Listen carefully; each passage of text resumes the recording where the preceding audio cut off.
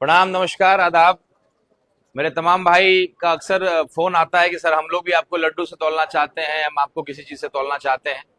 मैं तमाम भाइयों से आग्रह करना चाहता हूं कि अगर मुझे तौलना चाहते हैं तो अपनी समस्याओं से तौलिए या कॉपी कलम किताब से तौलिए कि भाई वो तौलने के बाद कोई भाई, मेरा गरीब भाई को पढ़ाई के लिए, शिक्षा के लिए मोटिवेशन मिले, प्रोत्साहन मिले।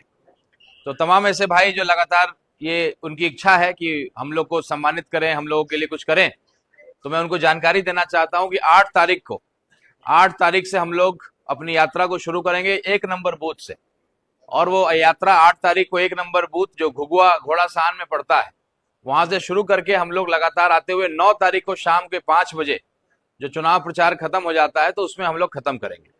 तो इस दरमियान जो है रूट चार्ट आपको दे दिया जाएगा। मेरे तमाम भाई अगर मुझे तौलना ही चाहते हैं, अगर आईना ही दिखाना चाहते हैं मुझे भी, और जो तमाम आपके विधायक, पूर्व विधायक या जो प्रत्याशी हैं उनको भी अगर तौलना चाहते हैं, तो मेरा सुझाव है, मेरा आग्रह है कि अपनी समस्याओं से तौलिए।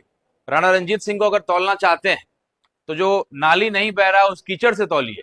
जहां आपका बिजली का जो है आज तक पोल नहीं लगा है, वहां अपनी समस्याओं को लिखिए, या कोई ऐसा सांकेतिक रूप से तौलिए कि वो मैसेज जाए कि आपके इलाके में आज तक बिजली का पोल नहीं लगा है। आज भी आप बांस से जो है अपने तार को खींचते हैं और खतरे के इस पे रहते हैं कि किस दिन वो तार गिर जाए या कोई बच्चा या किसी बड़े के साथ कोई हादसा हो जाए।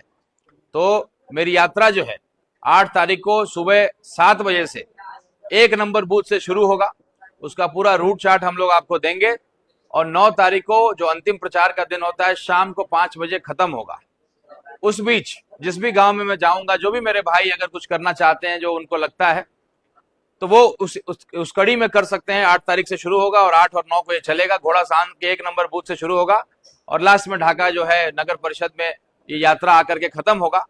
तो ये मेरे भाई कर सकते हैं, लेकिन मेरी गुजारिश है कि अगर तौलना ही चाहते हैं, सम्मानित कहिए, या मुझे जागरूक या मुझे आईना दिखाना चाहते हैं, और तमाम जो ऐसे उम्मीदवार हैं जो चुनाव लड़ रहे हैं, ना केवल ढाका विधानसभा में, तमाम चूंकि हम लोग कहते हैं बार बार कि एक उदाहरण हम लोग ढाका से स्थापित करना चाहते हैं, तो अपने विधायक प्रत्याशी को या अपने उम्मीदवारों को तौलना है तो अपनी समस्याओं से तौलिए, अपनी परेशानियों से तौलिए, ताकि उनकी आंखें खुलें। लड्डू से तौल करके जो है आप उनके उत्साह को बेशक बढ़ा रहे हैं, लेकिन विधायक का जो असल काम होता है कि आपकी समस्याओं को जाने, ताकि विधायक बनकर के उस समस्याओं का समाधान करें।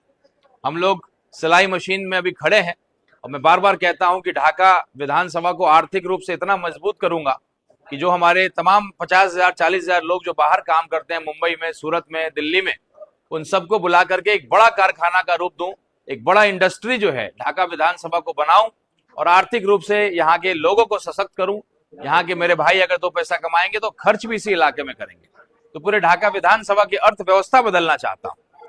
कुछ लोग आएंगे आपके पास, विधायक, पूर्व विधायक, उनके लोग आएंगे, उनके परिजन आएंगे, उनके परिवार वाले लोग आएंगे, आपसे कहेंगे कि भाई बच्चे से गलती हो गया, माफ कर दीजिए, एक मौका और दे दीजिए। मैं तमाम ऐसे लोगों को बताना चाहता हूं कि ये 5 साल में एक बार आता है।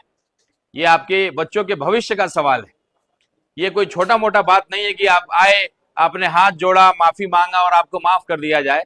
देखिए, बार बार उसी को मौका देंगे तो निश्चित रूप से कोई बेहतर इंसान शायद आपके लिए जो काम करना चाहता हो उसका भी मनोबल घटेगा, उसका हौसला कमजोर होगा।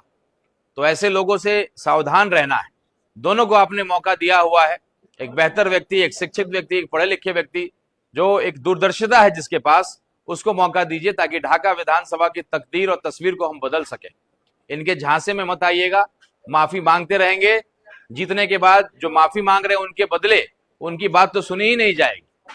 तो ये विनती है, और खास करके अपनी माताओं बहनों से शुक्रिया अदा करना चाहेंगे। जिस तरीके का आपका सहयोग मुझे मिल रहा है, मेरे हौसले को बढ़ा रहा है। मैं कई जगह जा रहा हूं तो कई लोगों ने बोला कि मैंने व्रत रखा है और चुनाव के दिन आपके लिए व्रत तक मैं रखूंगी। तो ये उत्साह है, ये लोगों का मेरे प्रति एक विश्वास है, ये एक समर्पण है, और ये मेरे हौसले को लगातार बढ़ा रहा है। तो मैं फिर से आग्रह करता हूं कि बेहतर ढाका बनाना है, विकसित ढाका बनाना है, तो आप लोग एक बेहतर शिक्षित व्यक्ति को आप मौका दीजिए। माफी मांगने का दौर चलता रहेगा, बार बार गलती करेंगे, बार बार आप माफ करिएगा। 5 साल में एक बार ये मौका आता है, इसलिए अपने सबसे बड़ी ताकत, जो वोट देने की ताकत है, उसको व्यर्थ नहीं करना है। एक अच्छे व्यक्ति को जो है अपना वोट गिराना है। ढाका को एक खूबसूरत, विकसित, बेहतर, शिक्षित, स्वास्थ्य व्यवस्था बेहतर हो सके, ऐसे व्यक्ति को आप मौका दीजिए और तमाम लोग जो तौलने की बात कर रहे हैं या जो भी चीजों की बात कर रहे हैं, सम्मानित करने की बात कर रहे हैं, 8 तारीख से हम लोग की यात्रा शुरू होगी 1 नंबर बूथ से, और ये यात्रा 9 तारीख को शाम को 5 बजे खत्म होगा। उस दरमियान मैं आपके इलाके में बेशक आऊंगा, उससे पहले भी आऊंगा, तो उस बीच आपको जो भी करना है आप कर सकते हैं। लेकिन मैं फिर से आग्रह करता हूं कि अपनी समस्याओं से मुझे परिचित कराइए, अपनी जो वहां की दिक्कतें हैं उससे तौलिए, नाली के पानी से मुझे तौलिए, जहां नाली में पानी नहीं बहता है, जहां बिजली नहीं है वहां उससे तौलिए, और कोई समस्या है तो उससे तौलिए, ताकि एक मैसेज जाए, पूरी दुनिया जाने कि आपकी पंचायतों का क्या मामला है। गही पंचायत जैसे मामले हैं जहां पे मुखिया, पूर्व मुखिया, पूर्व प्रमुख जो है केस कर करके एक एक व्यक्ति को परेशान कर रहा है। महीने का उगाही है 10-10 लाख रुपया का। थाना से सेटिंग होता है कि भाई मैं उसको आवेदन दूंगा, तुम थाने में बुलाना और उसके बाद पैसा लेके छोड़ देना, और सिंडिकेट चल रहा। ये जो समस्याएं हैं, मूलभूत समस्या, उससे परिचय कराइए। और राणा रंजीत सिंह को, AIMIM के उम्मीदवार असुद्दीन ओवैसी साहब के सिपाही को अपनी समस्याओं से तौलने का काम करिए। बहुत बहुत शुक्रिया।